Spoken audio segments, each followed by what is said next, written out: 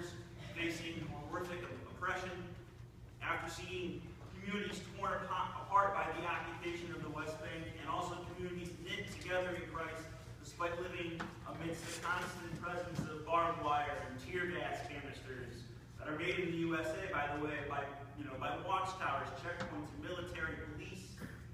After experiencing all these things with Dustin, along with a bunch of other amazing young adults from across the United States, I am simply overjoyed to be home.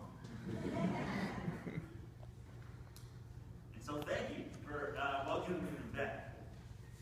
And now that I'm back home here at the side in beautiful Schenectady, New York, which I told everyone when they asked me what Schenectady was about, I said, it's the city that powers the world. I have this opportunity right now to share a bit about our group's experience in the Holy Land.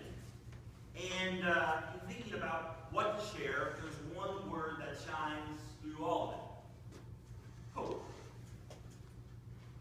Hope in the face of what can often look like a hopeless situation, to be more precise. A situation that seems to be hopeless during the ongoing and illegally implemented occupation of Palestine. Hope that God in Christ has called everyone to abundant life, despite dealing with horrific and a hopeless situation. Despite dealing with a seemingly hopeless situation caused by all sorts of human-created systems and authorities that might want to say otherwise. And interestingly enough, the sort of hope I experienced in the face of our Palestinian and Israeli sisters and brothers, and indeed the allies there that are working together to try to create a just peace in the Holy Land.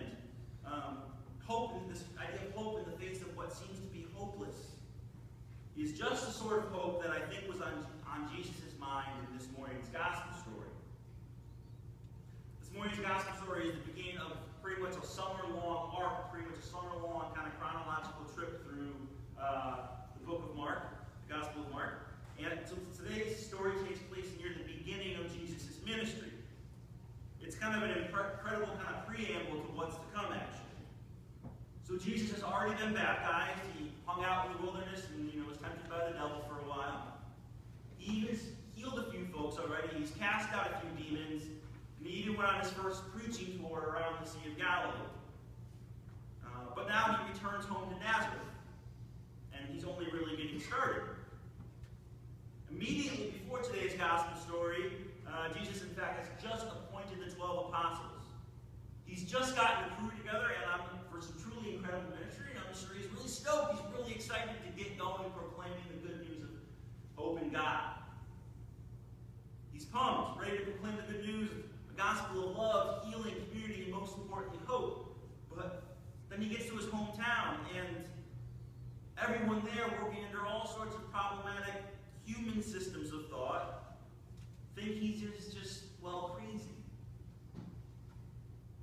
So, for instance, the religious authorities, living under their own type of occupation, living under the Roman occupation at the time, and wanting to kind of keep the status quo going, to kind of protect themselves and not to rile people up too much, start critiquing Jesus at this point.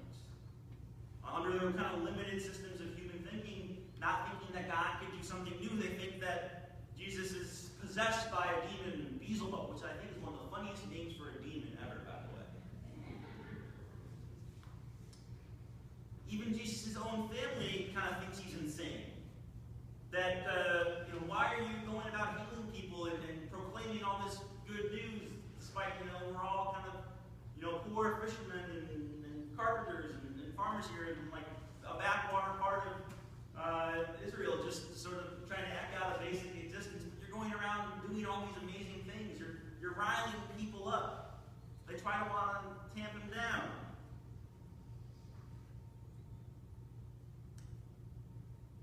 Yet, next to the power of hope and love, and next to Christ's message of hope and love and community, and just really getting into the nitty-gritty of what it means to be a person, and then trying to improve it.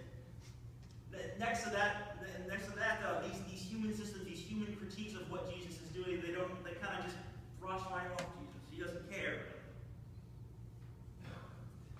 Many of the folks we visited in Palestine and Israel had a similar idea about hope in the face of difficulty, in the face of hopelessness, of human created hopelessness. Whether due to all sorts of different kind of political issues or kind of religious extremism on all the religions in the Holy Land, Judaism, Christianity, and Islam, there's a lot of problems going on in the Holy Land right now. And they have been going that way for quite a while, although not forever, at least since 1948. But for instance, whenever we sing, O Little Town of Bethlehem, know that the actual town of Bethlehem is nearly surrounded by a 26-foot tall concrete barbed wire wall, separating the Palestinian people there from family and friends and proper medical care in Jerusalem, which is frankly pretty much in walking distance, a short drive away. Know that the closest Lutheran church to Christ's birthplace, which is only about a block away from the Church of the Nativity, was in fact occupied and used as an Israeli Defense Forces base during the Second Intifada in 2002-2003. It's a very difficult situation that the people here are living in. Yet, believing in hope in Christ, the seeming hopelessness of our Palestinian Lutheran sisters and brothers situation the seeming hopelessness is nothing. It's nothing next to the power of Christ in these people's lives. So for instance, on the weekly email and also on my Facebook, I posted a short video. Who here watched it anyway? I just want to kind of know what I'm working with. Okay, so a few people. So I posted a video from this organization called DIR, which is sponsored by the Lutheran Church in Bethlehem. And it's sort of just talking about what this organization does. And there's a pastor there, Reverend Richard Rehab, who's the pastor of Christmas Lutheran Church, and he's also the head of this organization. And what he talks about doing through this organization is, despite all the difficulties going on in Palestine, this organization tries to create room for people to have hope in their lives. So this organization brings Muslims and Christians together. There's sort of like cultural dance exposés, and they started a whole university system, and there's a guest house there. There's all these ways for classes to help through kind of social media for Palestinian youth to tell the story of what they're experiencing, for instance. Another example of what they do, part of the way that they kind of have raised funds for this massive project, is to take literally their shattered dreams. So they had just kind of finished building a whole new compound in the early 2000s before the area was bombed. So these are literally pieces of the broken church windows. And they take these shards of glass and make beautiful Christmas ornaments out of them. So what this organization is just one example of an organization proclaiming hope in a seemingly hopeless situation of facing massive oppression, yet saying we can create space to get to know each other here. We can work across religious barriers. We can work across different other identities of class and socioeconomic status and all these sort of things, and nationality, to sort of create conversation, to create community, to create space for hope. This might sound crazy to a lot of people, but that's generally what the gospel sounds like to a lot of people, is crazy. So, what can we learn from this one particular story, this one particular experience of proclaiming hope in Christ in a hopeless situation? I think there's a whole lot of things we can learn. But first of all, I think that we can realize that although there are certain types of oppression that are happening in Palestine and Israel, there's all sorts of other types of oppression that are happening right here in our own backyard, right? Whether it be on a more larger scale, whether it be race or income inequality or poor education funding, or whether it be on a smaller scale, disease or a broken relationship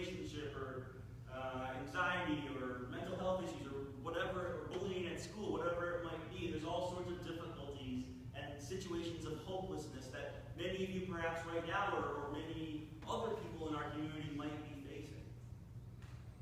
But what we're probably called to do in the end is really just create space for hope in the lives of everyone.